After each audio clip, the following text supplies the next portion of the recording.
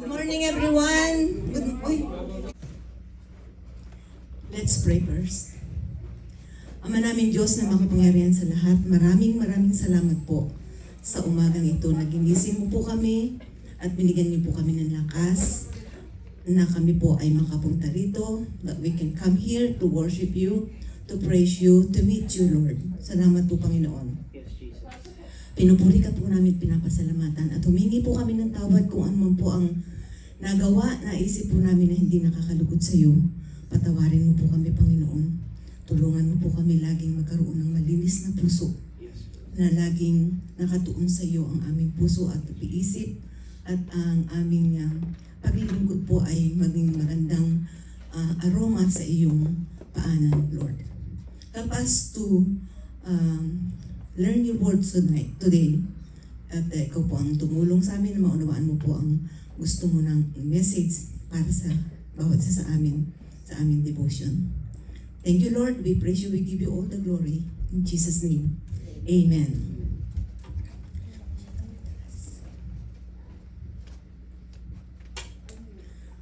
All right. Happy Father's Day to all the fathers.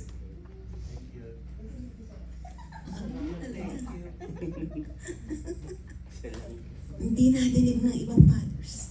Happy Father's Day! Thank you po. Amen. Ang ating pong topic ngayon ay ang ating talata ay our verses will be found in Philippians 2, chapter 2, verses 1 to 11. Nasaan si Jasmine? Anyway. No, wala siya. Okay. Ang title po ng ating devotion ngayon ay Imitating Christ's Humility. Ano po yung humility sa Tagalog? Pagiging mapagpakumbaba ng ating Jesus Christ ay kailangan natin imitate, gayahin. Amen? So, let me read it because it's not there yet.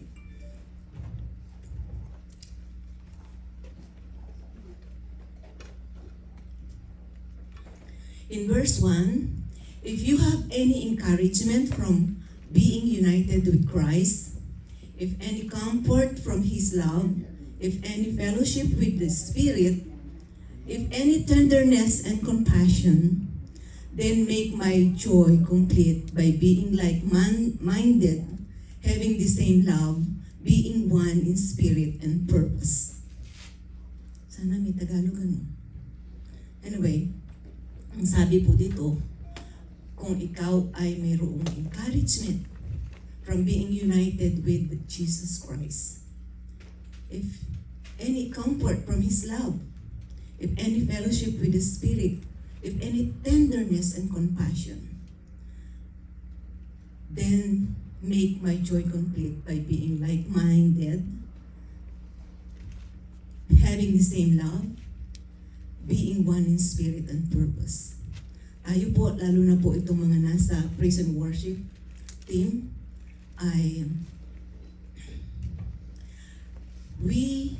if you have experienced all this of the above, it is because you have Jesus Christ in your life.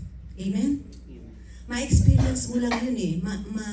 Mararamdaman mo lang yun kung ikaw ay talagang united with Christ. Kung talagang ang puso mo, ang isip mo, ang buong kaluluwa mo, ang lakas mo, ay talagang united sa Panginoon, kay Jesus Christ. The one who died on the cross because of our sin. And ang sabi dito, if any tenderness and compassion, ma-experience mo lang yun kung si Jesus Christ ay nasa buhay mo. Kasi, iisipin mo lagi yung sakripisyo na ginawa niya, the sacrifices that Jesus Christ done for us. It is because, bakit niya ginawa yun? Because of His love. Kasi mahal niya tayo. Mahal niya tayo, mahal niya ang bawat isa sa atin. So He tried to save us, and He humbled Himself because of His love to us. Amen? Ang sabi po doon sa verse 3, Jasmine, do nothing out of selfish ambition or vain conceit, but in humility, consider others better than yourself. Especially po tayo na nasa worship team, laging isipin natin, the other person is better than you. Kasi kung iisipin mo na ikaw ay mas mahusay sa kanya, mas masyado kang nagiging conceited, masyado kang makasarili. Si Jesus Christ, hindi niya, even though na siya ay God, hindi niya kinonsider ng sarili niya na God, and He's suffered. Hindi dapat siya sana nag-suffered dahil sa ating mga kasalanan eh. Nag-humility. Jesus has humility. He demonstrate to us yung humility na ginawa niya. Hindi po ba? Na hindi niya kinonsider na siya God, and He suffered. Kung isipin natin lagi yung suffering na nangyari sa Kanya, hindi na sana dapat nangyari yun eh. Yung mga insulto na tinanggap niya, yung sakit na sinaksak siya sa gilid, nakapako na nga siya sa cross, tapos sinaksak siya pa sa gilid. Tapos, besides that, nauhaw siya, humingi siya ng, basain lang ba yung labi niya, hindi dila niya. Ano po ang binigay? Sour wine, vinegar. Naghihirap na, tapos sour wine, vinegar pa binigay. Yung mga insulto, yung dinuraan siya, yun ang humility na pinakita ni Lord sa atin. Hindi siya nagreklamo. Hindi siya nag-complain, hindi siya walang reklamo sa Kanya. Kasi ginawa niya yun, He did it because of His love to us. Dahil sa pag-ibig niya sa atin. Dahil sa pag-ibig niya sa atin, He did not think of Himself better than us. He take all the punishment. So we have eternal life. Kung lagi po natin isipin yun, magkakaroon tayo ng humility. Magkakaroon tayo ng pagpapakumbaba. Kasi yung Jesus Christ na God, He did it. Nagpakumbaba siya at tinanggap niya lahat ng suffering because of His love to us. In verse 5, your attitude should be the same as that of Jesus Christ. Yung daw pong mga attitude natin ay should be the same as that of Jesus Christ. And in verse 7, but made Himself nothing, taking the very nature of a servant, being made in human likeness. 8, and being found in appearance as a man, He humbled Himself, became obedient to death, even death on the cross. Yun po, inano na naman niya, i-demonstrate na naman niya sa atin yung kanyang pagiging humble. Yung humbleness na kahit na siya Diyos, hindi niya kinonsider na Diyos ang sarili niya at hindi niya grasp, hindi niya anong tawag sa Tagalog doon? Hindi niya inakap yung pagiging Diyos niya, pero He considered Himself nothing. Isa pong demonstrate ni Jesus Christ nung siya ay naghambol na ganyan, yung bang hinugasan niya yung mga paa ng kanyang mga disciple. Sa atin siguro, noon, naglalakad pa yun, nakasandals lang, ang dumi ng paa noon, tapos naglalakad sa alasin ng sasakyan, puro lakad-lakad lang. Ang ginawa ng Panginoon, hinugasan niya yung mga paa ng kanyang mga disipulo. Siguro amoy pawis pa yun, maasim, madumi, mabaho. Pero dahil sa pagpapakumbaba, he humbled himself. Dahil sa pagiging mapagpakumbaba ng Jesus Christ, ginawa niya po yun. Pero tayo, ewan ko kung sinong makakagawa nun sa atin. Baka tatalikuran natin dahil ang baho nga. Yun yung makita lang natin yung mga homeless na andudumi eh. Parang hindi tayo gusto lumapit, di ba? Pag makakasalubong natin, parang gusto nating umiwas. Nasaan yung humbleness? Nasaan yung pagiging mapagpakumbaba? Ang sabi dun sa ating title ay Imitating Christ's Humility. Sana as being a children of Christ, a children of God, follower of Christ, sana yung humility laging nasa ating katawan. Laging magagawa mo lang yung kung iisipin mo yung mga pinagdaanan ni Jesus Christ because of His love to you and me. Amen? He becomes servant of all. In verse 9, therefore God exalted him to the highest place and gave him the name that is above every name.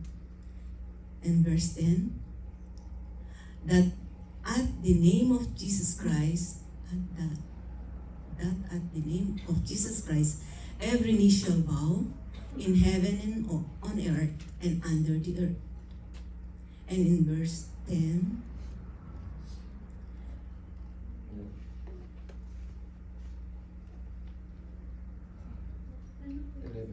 Oh, 11. And every tongue shall confess, that Jesus Christ is Lord, to the glory of the Father. Ano po ang ginawa ng God the Father? Doon sa verse 9, therefore God exalted him to the highest place and gave him the name that name above every name. Kung tayo ay mayroong pagpapakumbaba, kung i-imitate, kung gagayahin natin yung pagiging mapagpakumbaba ni Jesus Christ, ganun din po ang gagawin sa atin ng ating Ama sa langit. Itataas din niya tayo. He will exalted us. Tandaan niyo po yung talata na humble yourself in the sight of the Lord and He will lift you up. Kung tayo ay mayroong pagpapakumbaba sa ating sarili at laging naiisip yung mga ginawa ng Panginoon, how He sacrificed for us because of His love, magkakaroon tayo ng humility. Magkakaroon tayo ng humility sa ating sarili.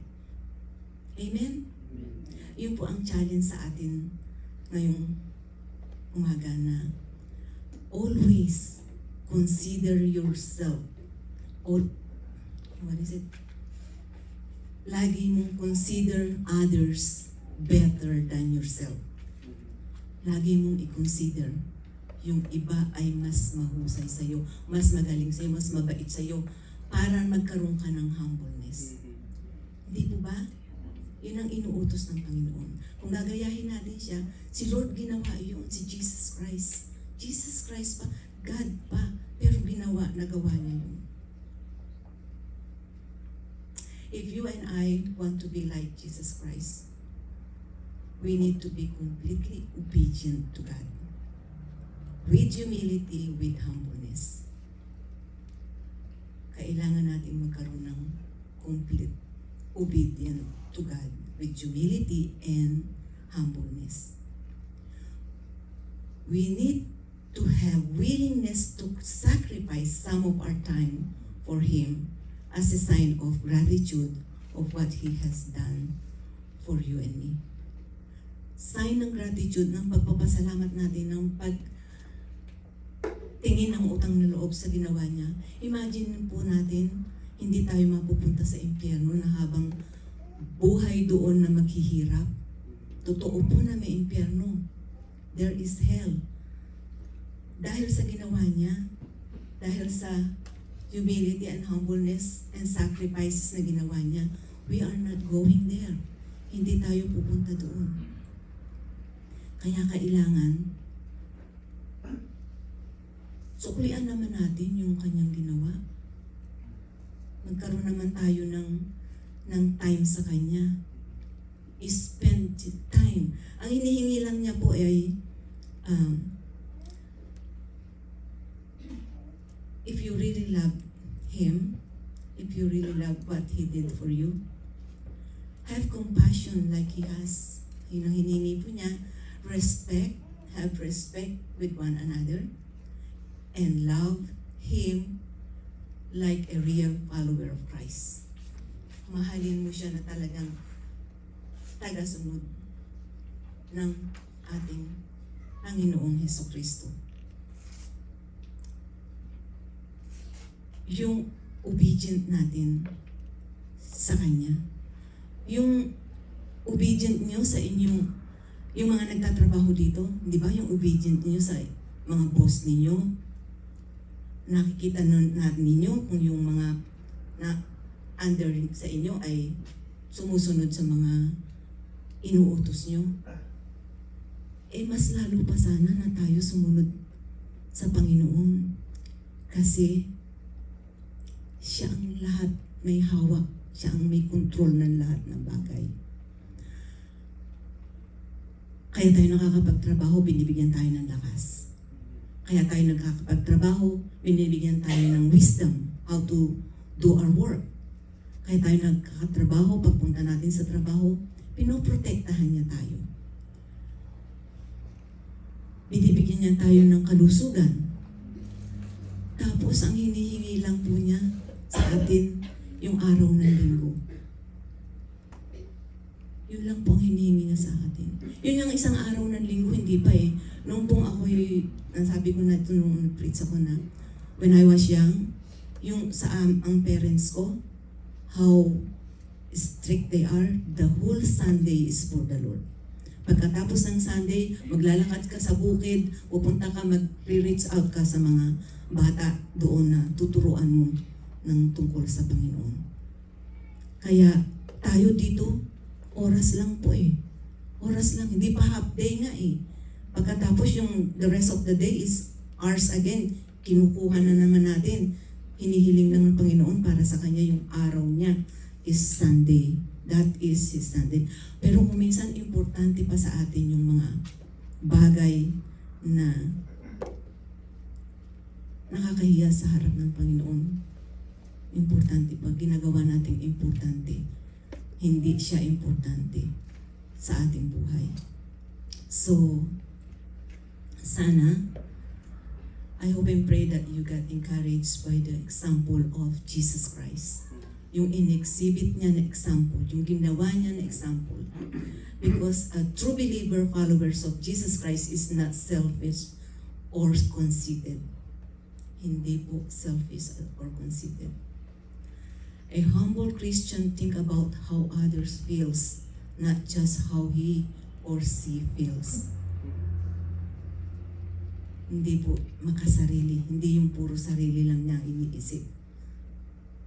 At ang true Christian believer have obedience to what God command us to do without hesitation, without grumbling, without complaint. Yung pong talagang tagasunod at believer, tagasunod ni Jesus Christ ay may obedience. Mayroon pong pagsunod sa mga inuutos ng Panginoon. Ang unang-unang inuutos ng Panginoon, ano po? The first one that He commanded us to do. Love the Lord your God with all your heart, with all your mind, with all your soul, with all your strength. Pero sometimes, hindi po natin nagagawa. Amen? We are all guilty of this. Inuuna natin yung mga bagay na hindi nakakalugod sa Panginoon. inuuna natin siya, hindi siya, kundi yung mga bagay. So, hindi natin talaga maipakita sa Panginoon kung talagang mahal natin siya. Kasi ang isang mahal mo, papakita mo talaga sa Kanya, not just on words, but in action. Amen? So, ngayon pong umaga na ito, sa ating paglilingkod sa Panginoon, sa ating pakita natin, let us give our best service for Him. Let us praise Him and worship Him with all our heart, mind, soul, and strength.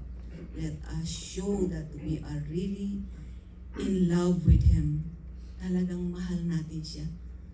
Pakita natin sa Panginoon na talagang mahal natin siya.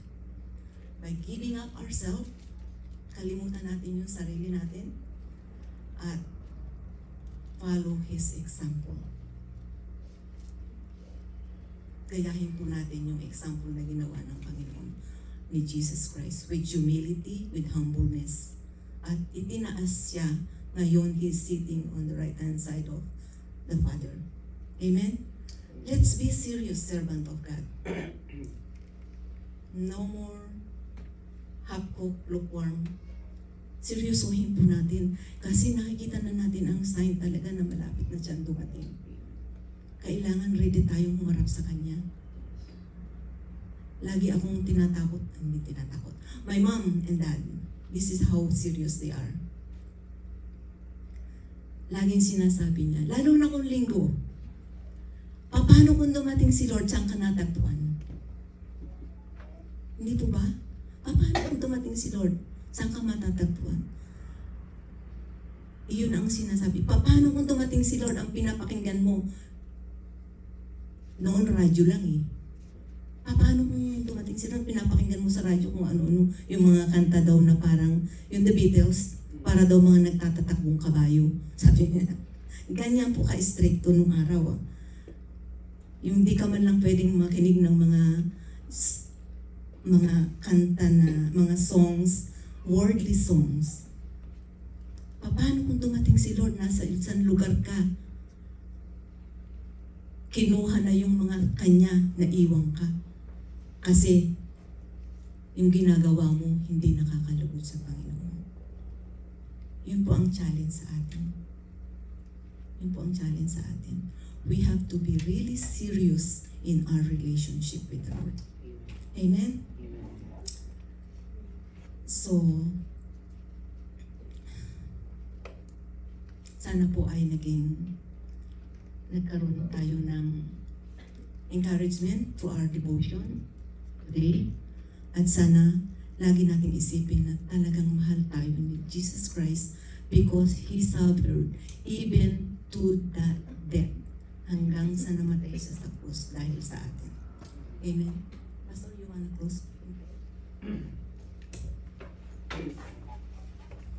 Amen. Thank you. First Lady. Be my lady. Sana nga I pray na talagang maghari yung spirito ng humility sa atin, especially as God's people, God's servant. So ang challenge nga, when we are, malaman na may humility ka, kung ano may gift mo, ginagawa mo ito, una kay Lord, and then ginagawa mo ito para maging benefits yung iba. Hindi para sa sarili mo na yung gift mo. Para to strengthen the body of Christ, palakasin sila. Alam ko ginagawa mo na. Itong problema lang natin.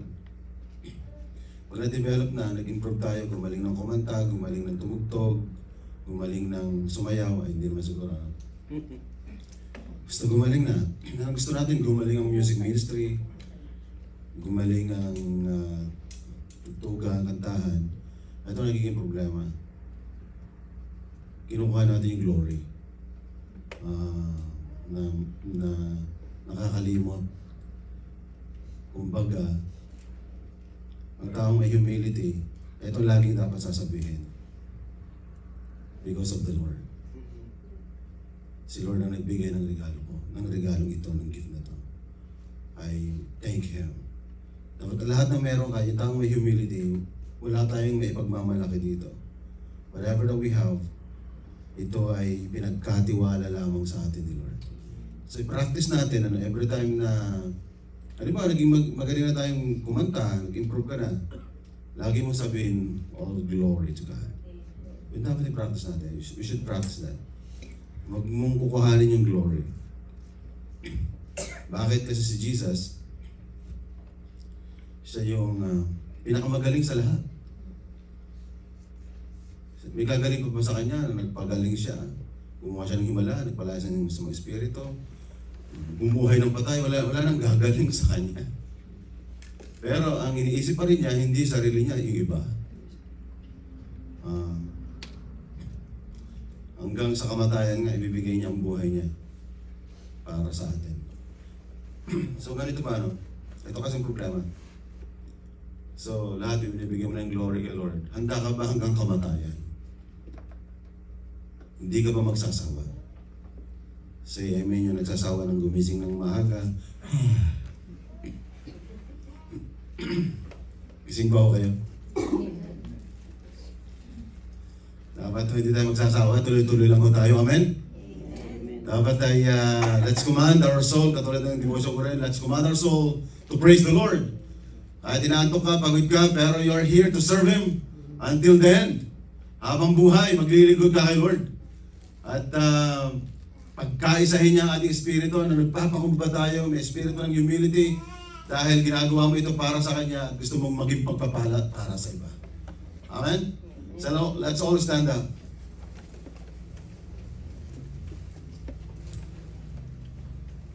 Ang dalangin ko, alisin ni Lord yung espiritu ng it's all about me. It's all about me, kaya nagpapatuloy ang gawain. It's all about me, kaya magandang music ministry. No, it's not about you. It's all about the Lord. And all glory belongs to Him alone.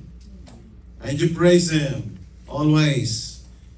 Ito na ikaw ngayon. Hindi na kagaya ng dati. Dito ka na nilagay ni Lord. Hindi ka tinawag para sa secular, na para maging famous, para palakpakan, ma-recognize. Iba ka na ngayon. Lahat ng ginagawa mo para sa Kanya. Kay Lord ka naglilingkod. Kay Lord ka nagpapagamit. At tandaan mo, hindi nasasayang yung paglilingkod mo na yan. Yung sakripisyo na ginagawa mo, the Lord sees that. At ang kapalit niya, alam mo ba, pag seryoso ka talaga, seryoso maglilingkod sa Lord, masaya ka sa ginagawa mo. Pero subukan mo na mabigat ang iyong kalooban at hindi ka masaya. Pag uwi mo, lalong bibigat ang iyong pakiramdam.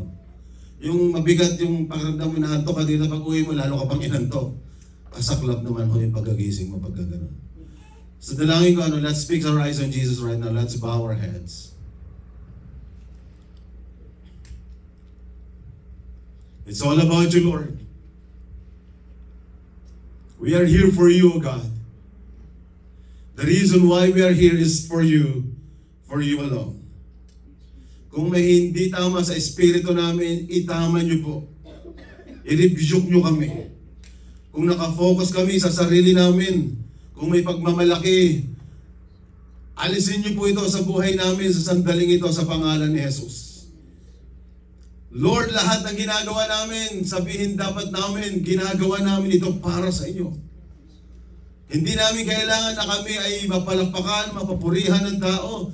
Pero kung Lord, pinapahusay niyo po kami, pinapagaling niyo po kami, pinapaganda niyo ang music ministry at na-appreciate ko nila, all glory is always belong to you. Amen. We will practice of giving all the glory and praises unto you, who is the one who entrusted the gift that we have. So tulungan niyo po kami. Lord, kapag ganyan ang espiritu namin, nagkakaisa ang espiritu namin, sasamahan niyo po kami.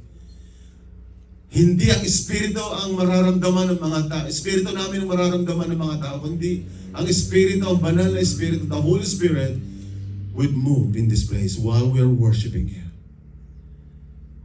Lord, inaamin namin sa inyong harapan, hindi po kami ganun kahusay, ganun kagaling.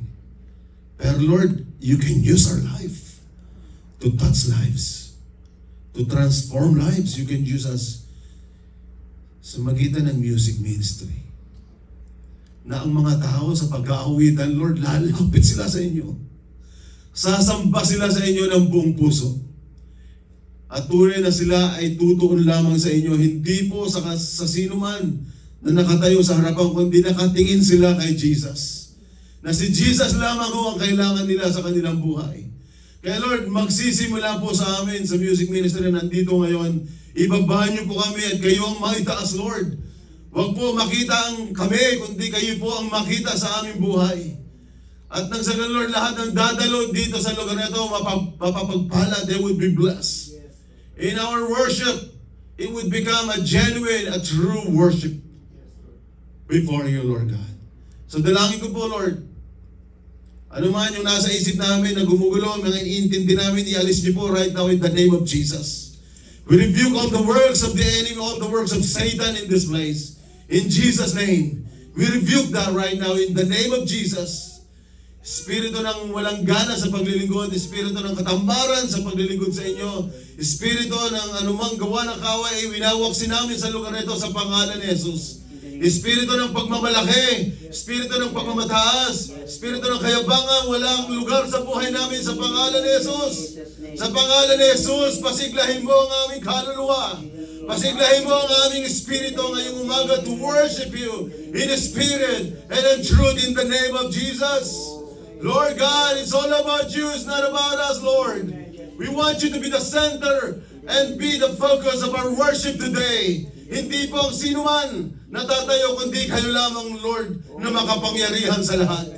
Dakila, Diyos na buhay, karapat-dapat na sambahin, karapat-dapat na papurihan, at gagawin namin yan ang buong puso today. Maraming salamat po, Lord. Hindi masasayang aming paglilingkod sa iyo, sa inyo sa mga oras sa araw na ito. Especially, Lord God, as we celebrate Father's Day. Lord, salamat po. At tunay na may gagawin ka ngayong araw na to. At sinimulan nyo na nga po, Lord, na gumagawa sa aming kalagitnaan. In the name of Jesus. Sa aming pagsamba, pag-away ng Lord God, you're gonna touch lives. Thank you, Jesus. Talaga, Lord, mararamdaman ka nila. At mamahalin ka nila. Paglilingkuran ka nila habang buhay. Yun ang aming dalangin, Lord God. Hindi lang ho kasayahan ang aming hanap dito, kundi, Lord, ang presensya mo'y bumaba sa lugar na ito. Yes, Lord. We want your presence in this place, Lord. Kung meron po kami pagkukulang, linisin yung aming puso. Yes, Lord. Make our hearts pure and right before you, Lord. Yes, Lord. Linisin mo ang aming buhay. Patawarin mo kami sa aming mga pagkukulang, Lord. Salamat, Lord. Salamat po. Ibinababa namin ang sa aming sarili. Kayo po ang maitaas. Yes, Jesus. We love you. We thank you, Lord. In Jesus' name we pray. Amen. Amen. Amen.